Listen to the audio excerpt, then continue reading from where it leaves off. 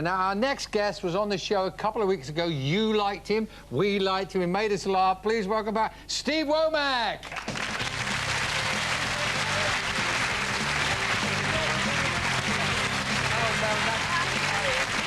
It's always nice following the pop star, isn't it? Did that for years. Isn't he cute? He is very nice. He's a very nice boy, too. Very nice lad. Nice to see you back again. It's lovely to be back so soon as well. It's hardly worth me going home, really, isn't it?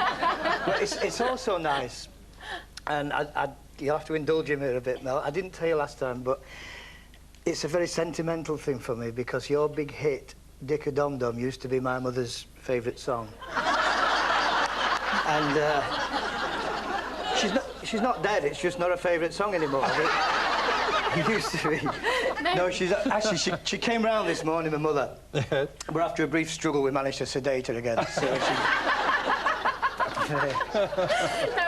you're only here a few weeks ago, and has anything happened to you in the time that you've been away from us? What have you been up to? Not really.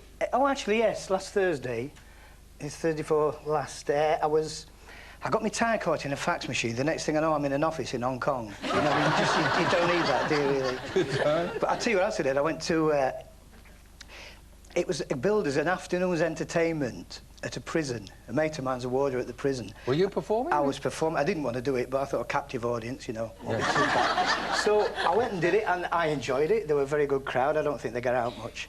And afterwards, I went out to the car, and I'd locked my keys in the car.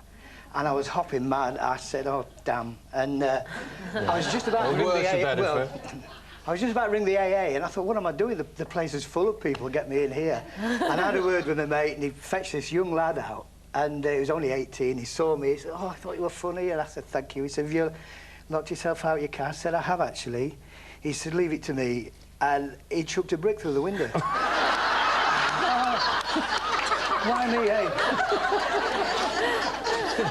Well, that's not exactly a lucky day. You don't consider yourself actually being a lucky person. I think I'm the first generation to get away with it in our family because I think it is hereditary. What, luck? Bad luck. Bad luck, yeah. I've traced it back through our family tree. I've been to Somerset Mom here in London, and they're waking up, look.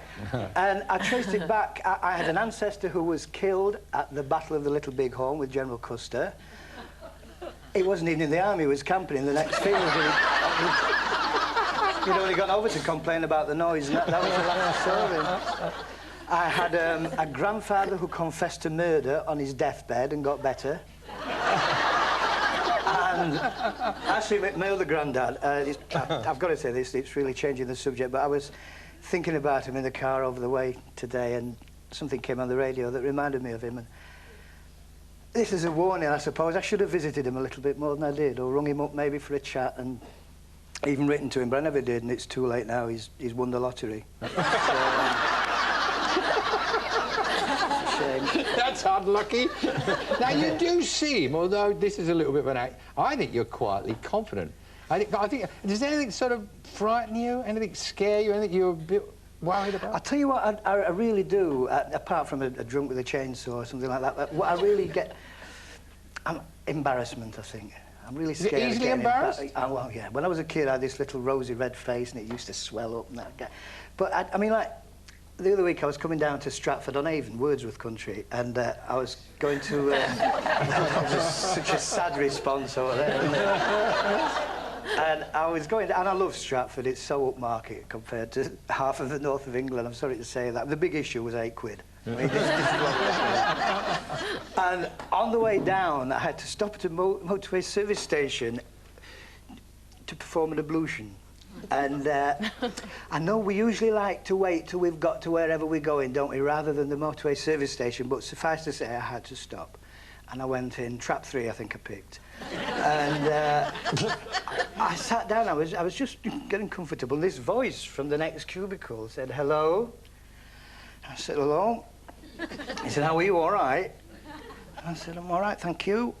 He said, how's the wife and kids, are they all right? I said, they're okay, thank you very much. And all of a sudden, this head came over the wall. He said, do you mind while I'm on my mobile? I know. He's got to wait till he's gone before he can leave. And worse, the same day. The very same day at the hotel, which is I'll not mention the hotel, but it's a hotel I particularly like. In fact, I've had their name emblazoned on my towels and bathrobe at home. Oh, that's nice. It's always nice. But as soon as I walked into the hotel bedroom, my eye was drawn to the pillow where you'd usually expect to see a little chocolate and in silver paper and perhaps a card saying, "I'm Lorraine, I'll be your chambermaid." But no, there was this, it was like an A5 leaflet with a picture of a young lady with the skimpiest of tops and a little miniskirt. It was one of these massage service things, and I was offended, I think, more than anything. So I rung them up and I said, "Hello, I've got your leaflet, thank you very much. Could you, in fact, send somebody like the lady on the hanging out and bring some scented oils from the east, not Grimsby, and I'll lay on my front on the bed, I'll take my shirt off, I'll leave the door off the latch so you can get..." She said, "Can I just stop you there a minute, sir? Can you dial 9 for an outside line?" It's not funny. So every time I walk past reception, they're all going, "That's him, that's him." Now, you're a bit of a worrier. You worry about saying the wrong thing at the wrong time. I'm terrible. I mean, live television, what am I doing? And this is the reason, well, one of the reasons. I stopped drinking. I used to like a drink a little bit now and again, and I packed it in. It's the stupid things you say to people when you've had too much, like, "I do," and I went once to it was the British Embassy in Paris. I was invited to the St George's Day dinner. I was doing it in English, which is a shame because the French language has about it that certain I don't know what, isn't it? and I did my bit, and as I walked off stage, somebody presented me with an ice bucket with a magnum of champagne in it. So I'd knocked that back, and I was talking to this woman, and she was the Vice Envoy's wife, which I didn't know. I said, "So you're obviously English?" She said, "Actually, I'm Welsh." I said, "Oh, Wales, the home of rugby players and beautiful women." She said, "Thank you very much." I said, "What position do you play?" Oh, it's funny now. We need to thank Steve Womack, funny man. Thank you. Steve Womack. Good, Steve. Nice laugh. Thank you. Nice to see you. He makes me smile, right? Today.